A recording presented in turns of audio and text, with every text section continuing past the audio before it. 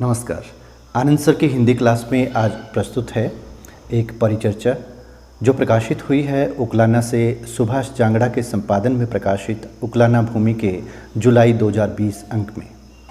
जी हाँ, परिचर्चा का शीर्षक है घर बैठे पढ़ाई कितनी सफल कितनी असफल। जी हाँ, एक समय था जब अध्यापक के लिए अपनी कक्षा में मोबाइल फ़ोन पर बात करना ही नहीं बल्कि इसे अपने पास रखना तक मना था। विभागीय आदेशों के अनुसार अध्यापक को कक्षा में जाने से पहले अपने मोबाइल फ़ोन को स्टाफ रूम में रखकर जाना होता था, जबकि कोरोना संक्रमण काल के शुरू होते ही ये आदेश पूरी तरह से बदल गए और इसी मोबाइल फ़ोन और संचार के आधुनिक माध्यमों के ज़रिए अध्यापक को पढ़ाना भी पड़ा है और बच्चों को पढ़ना भी पड़ा है। अब भी पता नहीं कोरोना संक्रमण के भय से बच्चों को कितने दिन और घर बैठे पढ़ाई करनी पड़े और अध्यापकों को करवानी पड़े। इस समय की पढ़ाई को लेकर बच्चों और अध्यापकों का अनुभव कैसा रहा है, यही जानने के लिए हमने कुछ छात्र छात्राओं, अध्यापकों और अभिभावकों से बात की है, जिनमें से हमने चुना है राजकीय वरिष्ठ माध्यमिक विद्यालय सांगा की छात्राओं के विचारों को और एक प्राध्यापक बजरंगलाल प्राध्यापक कॉमर्स के विचारों को। जी हाँ, इस संदर्भ में राजकीय वरिष्ठ माध्यमिक विद्यालय सांगा की 9वीं कक्षा की छात्रा तन्नो स्पुत्री श्री राजकुमार शर्मा का कहना है, हम सब जानते हैं कि पूरी दुनिया में कोरोना वायरस फैल रहा है और इस वायरस के प्रभाव अर्थात संक्रमण से बचाने के लिए भारत के प्रधानमंत्री श्री नरेंद्र मोदी जी ने घोषणा की है कि इस वायरस की अब तक कोई दवा नहीं बनी है, बस 2 गज दूरी रखने से ही इसके संक्रमण से बचा जा सकता है।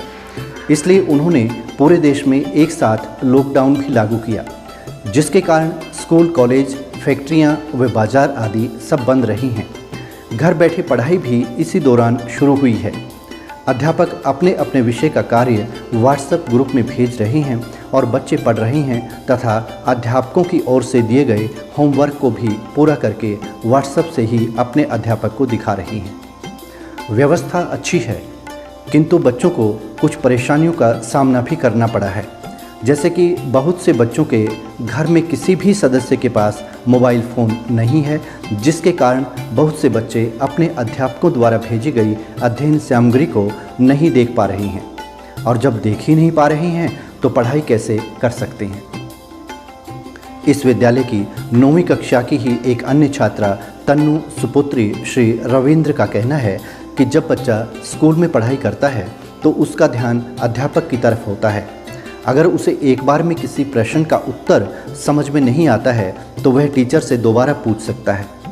टेस्ट में अच्छे नंबर लेने वाले बच्चों की कक्षा में टीचर प्रशंसा करता है और कम अंक लेने वालों को भी पूछता है कि क्या परेशानी रही है कि जिसकी वजह से तुम अच्छे अंक नहीं ले पाए हो।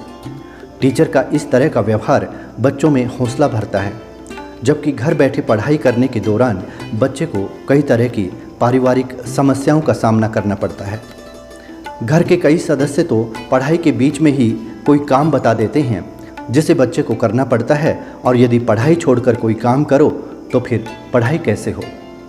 इसी विषय को लेकर राजकीय वरिष्ठ माध्यमिक विद्यालय सांगा की 10वीं कक्षा की छात्रा रीना सुपुत्र श्री कृष्ण कुमार का कहना है कि ये ठीक है कि लॉकडाउन के दौरान घर बैठे पढ़ाई अच्छे से हुई है।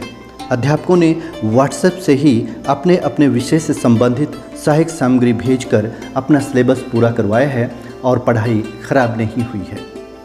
किंतु पढ़ाई के लिए फ़ोन के बहुत अधिक इस्तेमाल से आँखों पर बहुत बुरा असर पड़ा है, सिर में दर्द भी रहा है। इसी विद्यालय की 10वीं कक्षा की ही एक अन्य छात्रा दीपिका सुपुत्री श्री जयबीर सिंह का कहना है कि जो बच्चे पहले पढ़ाई में रुचि रखते थे वो अब भी घर पर मन लगाकर पढ़ाई करते हैं। इस तरह की व्यवस्था कोरोना नामक महामारी से बच्चों को बचाने के लिए सरकार को करनी पड़ी है, जो कि बिल्कुल सही है। किंतु घर बैठे पढ़ाई करने में कुछ समस्याएं भी आ रही हैं, जिनके कारण घर बैठे पढ़ाई वैसे नहीं हो रही है जैसे कि स्कूल में होती है। अध्यापक द्वारा कक्षा में बच्चों को समझाकर पढ़ाई करवाने और घर बैठकर पढ़ाई करने में बच्चों द्वारा खुद समझने में दिन रात का अंतर रहता है। प्रस्तुत विषय पर उपरोक्त छात्राओं के विचार जानने के बाद हम एक पंक्ति में कहना चाहें तो कह सकते हैं कि विद्यालय वातावरण की पढ़ाई और घर बैठे पढ़ाई करने में दिन रात का अंतर है। व्यवस्था में भी ज़मीन आसमान का अंतर है, किंतु फिर भी कुछ लोग हैं कि इसे स्कूली वातावरण की शिक्षा से भी बहुत अच्छा बताकर अपनी पीठ थपथपा रही हैं और दूसरे की सहला रही हैं। जी हाँ, प्राध्यापक बजरंग लाल जी ने भी संभवतः इसी बात को दृष्टिगत रखते हुए इस विषय पर रोचक किंतु विचारणीय टिप्पणी करते हुए कहा है कि पढ़ाई कहीं भी, किसी भी रूप में, किसी भी परिस्थिति में, किसी भी माध्यम से की जाए सदैव सही ही होती है।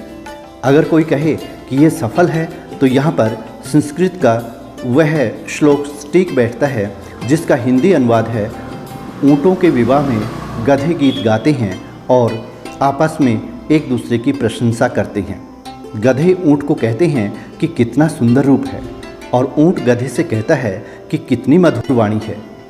इसी संदर्भ में इन्होंने ये भी कहा है कि विद्यालयों में पढ़ने वाले बच्चों को वे माँ बाप कैसे भेज सकते हैं जो बीमारी के डर से बड़े बड़े पैकेज की नौकरी छुड़वाकर अपने परिपक्व बच्चों को घर में रोककर बैठे हुए हैं।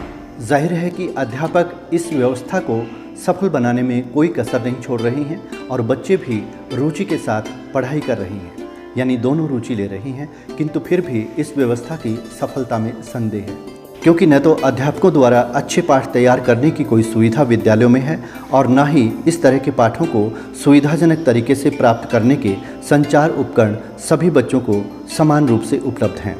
अगर सरकार ध्यान दे और ऑनलाइन पढ़ाई के लिए अपने अध्यापकों पर पूरे विश्वास के साथ और बच्चों की आवश्यकता एवं उनके परिवेश को समझते हुए कुछ करना चाहे तो यह व्यवस्था पूरी तरह से सफल हो सकती है।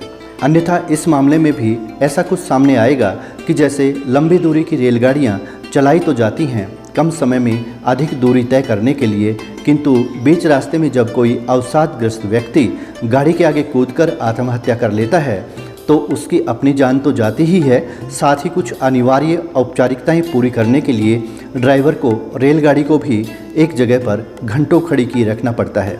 कुछ यही हाल कोरोना के कारण रुकी शिक्षा की रेलगाड़ी का भी लगता है। अतः इसे चलाने के लिए सरकार को जो भी औपचारिकताएं पूरी करनी है वो करे तथा इस गाड़ी को चलाए। मतलब कि चाहे जैसे भी हो, बच्चों की पढ़ाई हो और सही तरीके से हो, न कि किसी औपचारिक तरीके से। बच्चों को यदि घर बैठे भी पढ़ाना है तो व्यवस्था पूरी पारदर्शिता के साथ और पूरी ईमानदारी के साथ लागू की जानी चाहिए। जी हाँ, ये थी हमारी आज की परिचर्चा, घर बैठे पढ़ाई कितनी सफल, कितनी असफल। नमस्कार।